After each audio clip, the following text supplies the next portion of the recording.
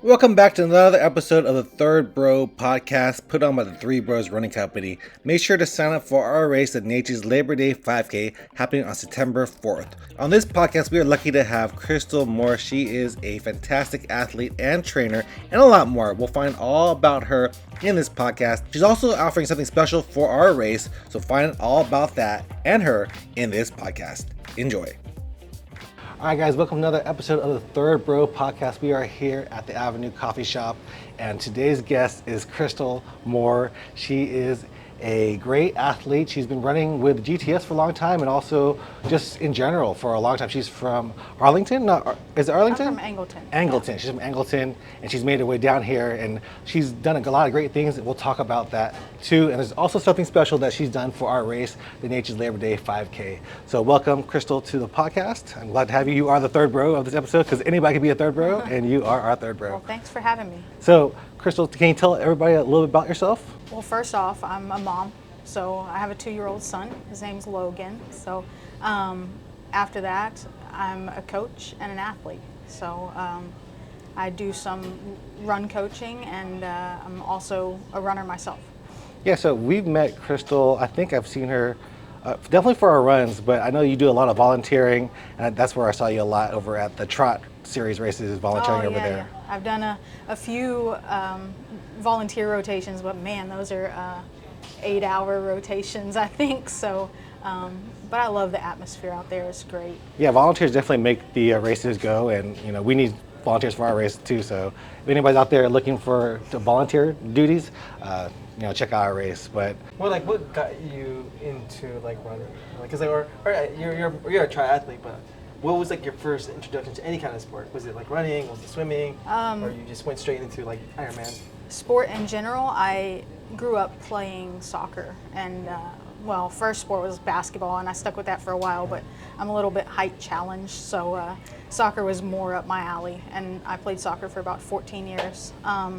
I played through college as intramural, not, competitively, but had fun with that, but it comes to an end eventually. So I did a little bit of adult league, and once I got here to Beaumont, but that beats you up a little bit. Those people out there at the adult fields are a little rough. So I moved over to running. In college, I started running a little bit, and I was more just trying to be fit and stay in shape. The college weight kind of catches up with you. So I put on a few pounds in college, and so I started trying to run and lose weight that way.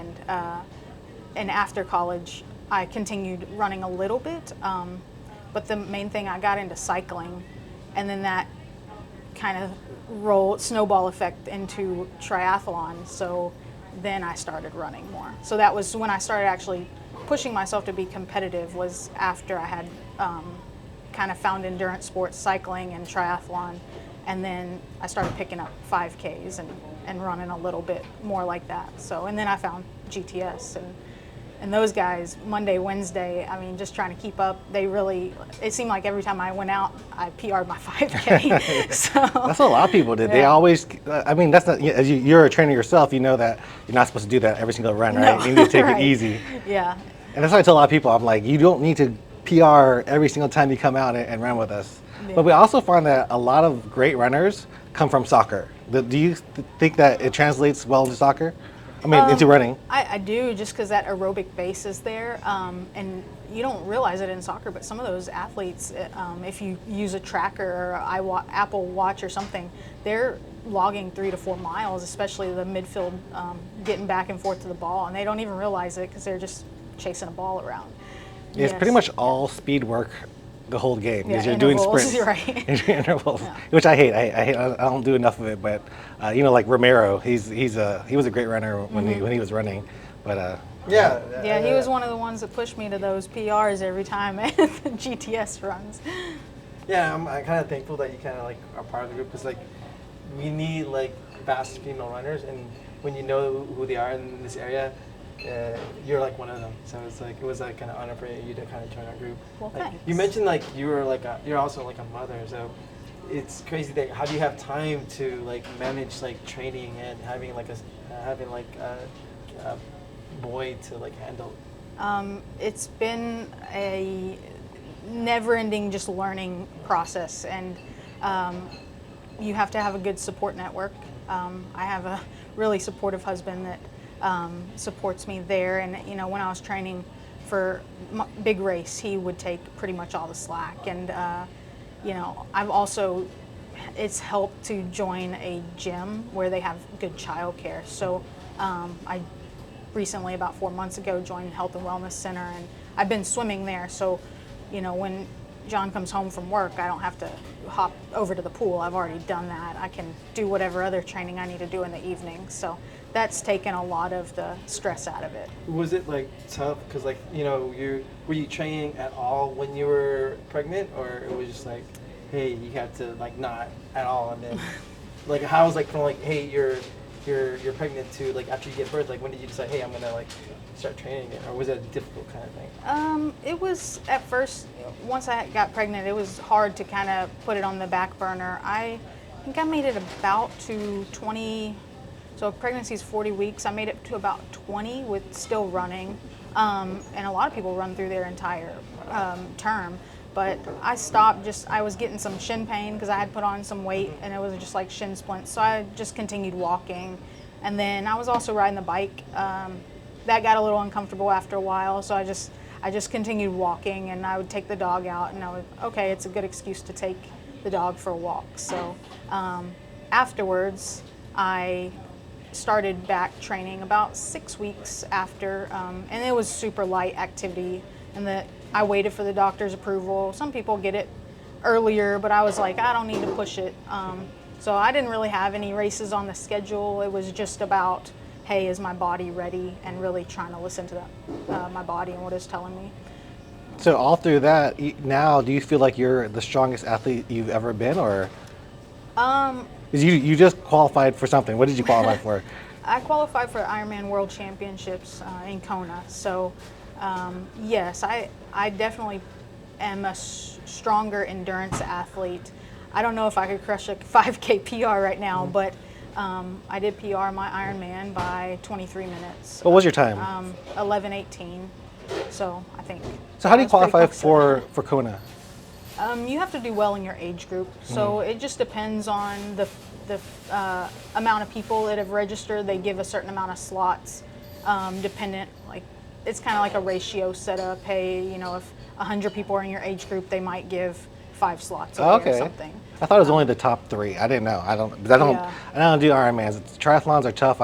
The swim for me is like I'm dying in the swim. Yeah, that's my hardest sport as well. So I just survive that and try to make little improvements here and there, and that helps to stay in the pool regularly. But yeah, that's tough for most of the athletes out there. So which is your favorite? Run, swim, bike? The run is my favorite. I've made the most improvements on the bike, and it can definitely make a difference in your overall time just because it's the longest segment, and so you can take off the most time in the bike. So if you really focus there, then it can carry you pretty much through the full event. Yeah. So when you were like, because like I run races, and there's people, I finished a lot of marathons, but like Boston is like the ultimate goal for a lot of runners. Probably not for me because I know how much training goes involved. Like when you were getting into Ironman, like what kind of clicked when you say, hey, I can actually get into Kona? Because like that's very hard. I don't know if anyone else kind of knows. It's so hard to get into Kona. So for her to like qualify and make it is just an amazing achievement. So what was like, was it a certain race, or was it like, hey, I'm getting pretty good? The Ironman Texas had a certain amount of slots. It was probably about double what another Ironman event would, because it was the World Championship, or not the World Championships, but it's North American Championships. So they were bringing in more slots. There were also more slots for women in sport. So I was like, okay, well, if I'm going to get it, I've done this course twice before. This is where I'm going to do it. And I was like, man, I had these goals set in my mind, and I'm like, I can do this. That might put me in the top 25% or whatever, it might get me competitive. So that's why I just shot for it, and I was really just focused on setting a PR. I mean, the back burner, in the back of my mind, I'm like, and I'd love to qualify. That's, once in a lifetime opportunity.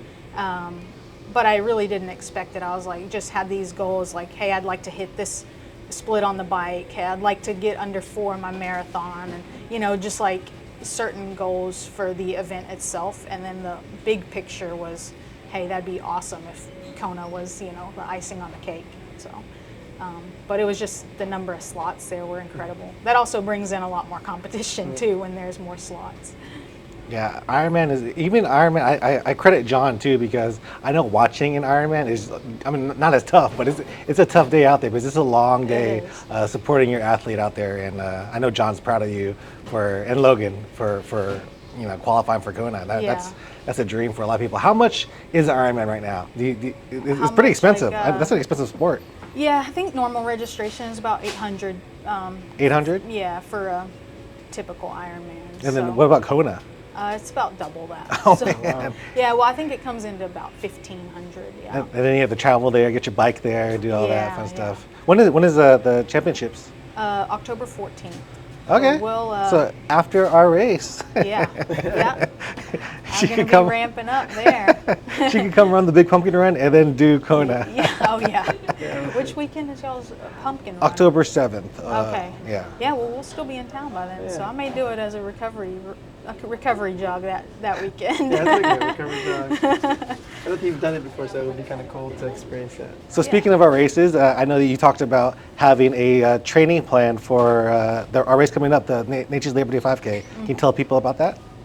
Yeah, so I just wanted to offer training for the local events, and I love that y'all are putting on the new local events, bringing a fresh outlook and good racing to this area. So I really wanted to push people to sign up and also to feel like they can do it. And most of the time it helps to have a plan. So rather than, unless you're super fit, you can just jump in and do a 5K. But there's a lot of people out there that maybe have it in the back of their mind that, hey, I want to do this, but they don't know what to do, like what first steps to take. And that's what I wanted to help out with that. So that's why I'm offering it for free. And for beginners, there's a lot of people out there that'll do your race and they've done 5Ks before, and I would love to coach them as well, but it won't be the free deal. So if it's your first 5K, then I want to help you out and give you that free plan and get you started to, hey, you can do it, and get you that first step in the right direction. So are you tailoring each training plan to the individual, or is it a more global kind of? It'll be per individual. I will start with kind of a base plan for everybody, but depending on their schedules, and this will be, them just talking to me, hey, what works for you? Oh, your kid has baseball that night, you can't run? Okay, we'll move this run to this day. Or, hey, you can't run 30 minutes yet or 15, we'll start with a 10-minute run. So there's a loose plan kind of already in place, but I'll tailor it to each individual. I know there were some people like on the YouTube video that we made of you last time. They're like, "Oh man, how can she train somebody? She looks so young." And I know, like for Willie and I, people think we're young too because just how the way we look, Asians don't reason. But you also look very young too. So, what do you say to those people that the negativity that some people give you? Well, I've been in the coaching now since 2017, so I've got a few years under my belt. And I'm not as young as I look. The running and fitness world keeps us looking good. That's right. So that's the thing. Get moving, and you'll look as good as us. Just ignore all the haters. I hate those comments that people leave sometimes. It doesn't bother me at all. Yeah. So I love that. This is such a great thing that you're doing, especially for people who are intimidated by running. Like, imagine you're having someone who is like a Kona Ironman World Championship athlete, and she's willing to train you for free. I wish I was going to train. I would train with you. I've heard we have some friends you actually helped them got better, really significantly better. So I encourage anyone who is interested in doing a race and they're intimidated by running to reach out to Crystal, because she's a great person, very friendly, and she'll help you make the distance less intimidating. What are some of your success stories from your trainees, I guess? I've got everyone from 5K up to marathon, and then I've also got sprint, triathlon, all the way up to Ironman. So I've got someone that has recently finished an Ironman in October.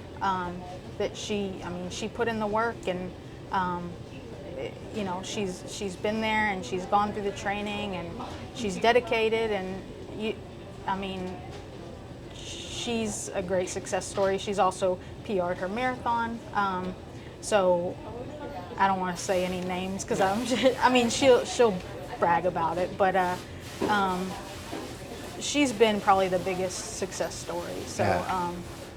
And you know, I've just had someone recently in February do they trained up for the pumpkin run. They did a 5K. I actually ran with them, and I was doing the free training plan for her. And then she got on to do the 10K at Turkey Trot, and she did it while pushing a stroller. That's awesome. And then she also ran the half marathon in Austin in February. So, and she's building race. up. Yeah, she did it because she was like, I want to do one that my friend's doing. So her friend lives in Austin. I'm like, well, good luck with that. And I think she would have, you know, preferred to train on some hills and stuff because she's from around here, so she didn't have many hills to train on.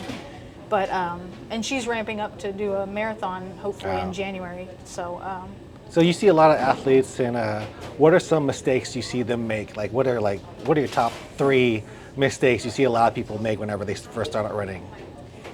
The main one I think is doing too much too soon, and then just not recovering and being like, well, that didn't work for me. I can't run. That hurts.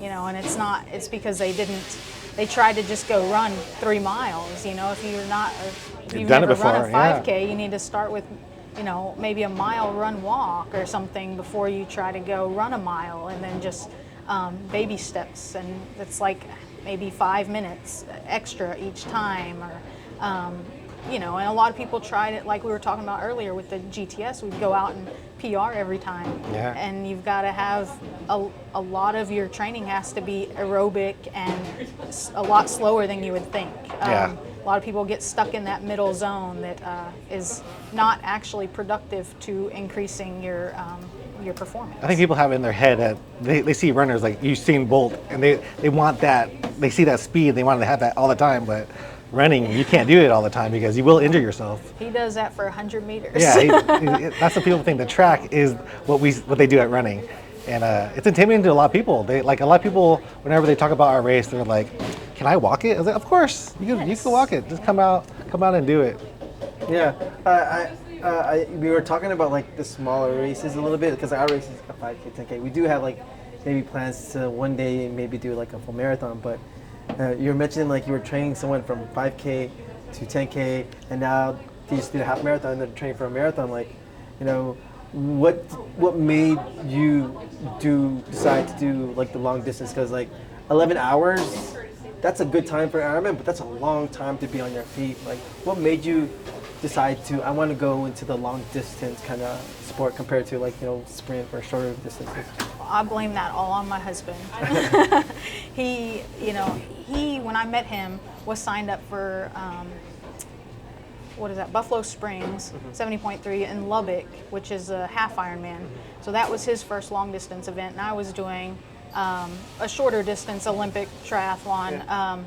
But that's when I met him. He was signed up for an Ironman, and 6 months later, I'm signed up for a half Ironman in Galveston, you know, after meeting him. So I think it's peer pressure, and, you know, if you hang out with the, you know, right or wrong people, you can be pushed in a certain direction. But I thought, well, I'll give it a shot, and, you know, I just ended up loving it. And it's more about just loving the training, I think, and loving the everyday lifestyle.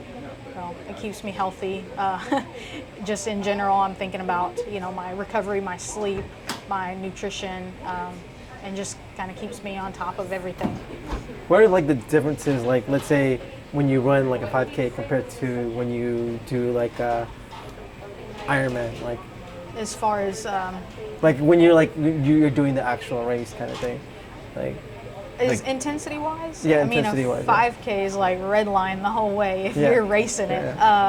Now, you know, people can do 5K and they can, like we talked about, walk, run, or walk the whole thing. But people that are racing, it's a all-out anaerobic effort for, 20 to 30 minutes. So, and then, the other events like Ironman and half Ironmans, even half marathons, full marathons, you're more of in a zone 2, zone 3 aerobic zone the whole time. You know, your half Ironman may be a little more intense depending on what your goals are. Yeah. But you're in a completely different intensity zone there. So that's the main difference. I think that with those, you also have to think about your nutrition a little more than you would for the 5K.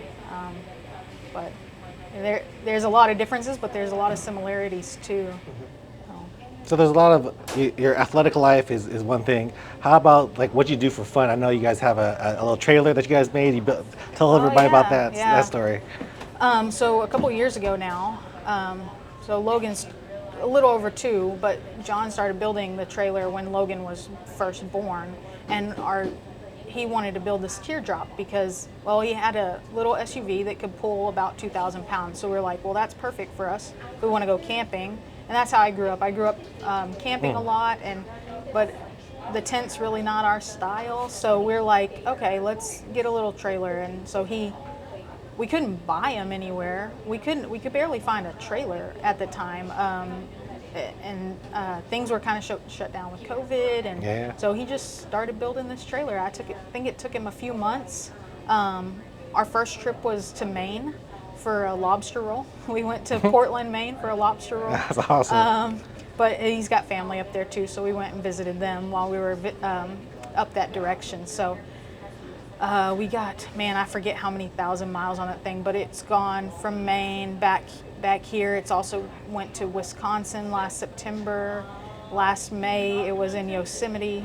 So, and we, drove across. Is that where you hiked up the? I saw you had your profile picture is like 9,000 feet in the. Oh, no. That was before we went to.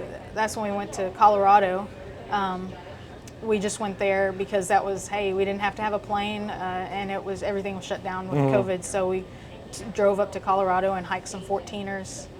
So we enjoy the outdoor life. Good. And your trailer is super. Like you would think you bought it because the way that he built it or y'all built it, it looks pro. Like y'all could probably go into a business of selling trailers because it looks really nice. Well, I'm surprised.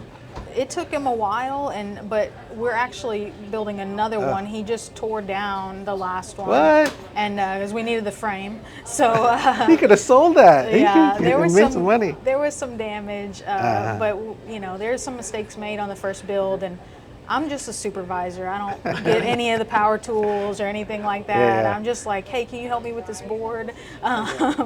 But we just got the floor finished, or getting close to having the floor done, and he's going to start cutting stuff to make new walls. We have trips planned for December, so that's our next. That looks fun because there's even like a little kitchen in the back that you pull up, right? The and galley, you cook everything, and nice little, especially for a small family like yours, it's perfect size for, you all get to go together and sleep in a little area. How big is it? It's a queen size mattress in there. Okay. So That's pretty big. And it has John and I, which we're not big people, and then our son who's getting bigger. So we're actually going to build him a loft in there, and then our dog sleeps at our feet down there. Yeah. So it gets pretty packed, and we keep each other warm at night. So, but.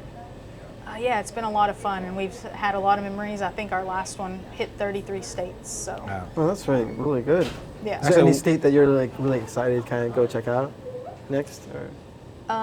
We're headed up to Oregon, not with the teardrop, but we're going to go there in July to do a race, and then Hawaii is. I'm pretty excited about that one. So, but again, not the teardrop. So, there's no trips that's like. I'm like, oh, I need to go check this out right now. But I'd love to take it up to Utah and do maybe some gravel riding and stuff there, the bikes. So we'll talk about one last thing. It's going to be Farouk. You're part of the first response urgent care team. Yes. How did you be a part of that? I met Dr. Nguyen at the Y. Actually, he was introduced to me by my friend Melanie. She got us in contact because he needed help with swimming. So from then, I coached him swimming, and he's completed Ironmans and stuff since then. So that was, I think it was 2021 when we met up, and then from there, our friendship just grew. His wife and kids started coming out to the Wednesday night. We have Mid-County Run track night, so they started coming out, and we just started building a relationship there, and they started building this endurance team around the area, trying to promote health and wellness in the Golden Triangle area, and I was happy to be a part of it. They actually sponsored my Ironman Texas, and they're helping me go to Hawaii as well. Wow. So yeah, it's been, I'm really glad that they're here, and the support is amazing, and their message is just, the health and wellness, promoting that in the area is the most important thing. Yeah, they do a great job of doing that, and they are a supporter of the Three Bros Running Company. They've sponsored each run so far, so we love Dr. T and Jenny over there. They do a great job. Yeah, I like that they actually talk the talk and walk the walk. Sometimes like doctors are like, be healthier, eat better, but then not doing it themselves. But man, he's actually doing this stuff. Their whole family's doing it. So really a great thing. Their kids are getting faster too. I see them. They're running half marathons. And yeah, their oldest have run the Houston half, I think, and then their youngest daughter, she's into triathlons. So and she does pretty well. I'm sure once she gets gets the hang of it. I think she's done 2, but she's getting the hang of it better each time, so she'll be one to compete with for sure. All right, one last thing. I know I said one last thing last time, but this is the last thing. What do you look for in a race when you go out and run a race? What do you must have that you need? I think the main thing is having the hydration and nutrition that I need on course. There's a lot of other perks. The medals are great, the atmosphere is great, but having the just things available to you before is good to have, able to fill bottles or get stuff to get ready, and then on course is super important. I know there's some races that have run out, they've had an influx of people, and it's like you get to the back of the pack. It's the worst feeling, yeah. They're like, oh, we ran out of water. It's like, what? So it's super important, especially with the heat. And then after, just having something, whether it's a banana or just something small, just that, even like chocolate milk, just to have that recovery nutrition, I think is just important. Everything else, like I said, the awards are great and I love them, but just taking care of the athletes is the best thing, I think. Yeah. No, great advice, great hearing your story, and big honor to have you kind of like speak about your experiences, and I'm so happy for you when we heard you qualify for Kona. Well, thank you. It's all over the town. It's it's an honor to be a part of this, and y'all are doing awesome stuff in the area, so I'm glad I can just take part in it and hopefully help a few people out with this training plan, and that maybe they'll start snowballing into other events. There you go. So. Yeah, Crystal is like, if we had influencers, she would be our #1 influencer, because she's always promoting us on Instagram and Facebook. We will really appreciate you. But thanks for being on our podcast today, and we look forward to seeing your journey at Kona, and keep everybody updated. Where can people find you at? I'm at Coach Crystal Moore on Instagram, and just Crystal Moore on Facebook, and then coachcrystalmoore@gmail.com is my email.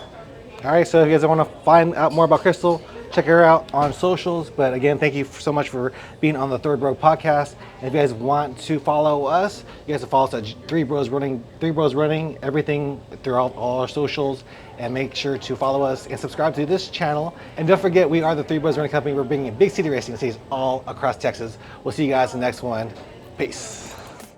Thank you guys so much for watching or listening to this podcast, The Third Bro, put on by the Three Bros Running Company. Don't forget to sign up for our race at Nature's Labor Day 5K. And thank you to our sponsors, Home Furniture Plus Bedding. If you guys want to sponsor our race, make sure to contact us at admin@threebrosrunning.com. That's it for now. Catch you on the next podcast.